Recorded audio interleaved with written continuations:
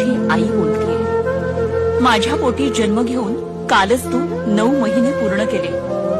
आई म्हणून अजून तुझी हाकही नाही ऐकली रे मी। कसं सांगू दूध पिणाऱ्या माझ्या तान्हुल्याला सोडून जाताना माझ्या मनाला किती किती वेदना झाल्या असतील। कसं सांगू मी तुला, पुन्हा मी तुला कधीच दिसणार नाही। दुधासाठी व्याकुळ तुला आईच्या पदराखाली आता कधीच येता येणार नाही। माझा छकुला, माझा सोनूला, माझी हाक तुला कधीच ऐकू येणार नाही। माझ्या पसंतीनं केलेली तुझ्या वडिलांची निवड सगळं काही स्वप्नवत असेल असं वाटत होतं रे। पण हळूहळू एका एका स्वप्नाचा चक्काचूर होत होता। माणसातलं अमानवी रूप बघत असताना दिवसा गणिक मी गळून पडत होते। अनन्वित मानसिक छळ, ज्यांना आपलं म्हणत होते त्यांनी शरीरावर जशा वेदना दिल्या तसे मनावर आसूड ओढले।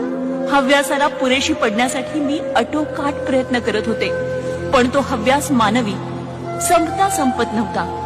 परिस्थितीशी जुळवत आयुष्य कंठत होते। पण एक दिवस आशेचा किरण निर्माण झाला। माझ्या आयुष्यात आता तुझ्या रूपानं काहीतरी बदल होईल। तुझ्या येण्यानं उद्ध्वस्त झालेला माझा सुखी संसाराचं स्वप्न मी पुन्हा एकदा विणू लागले।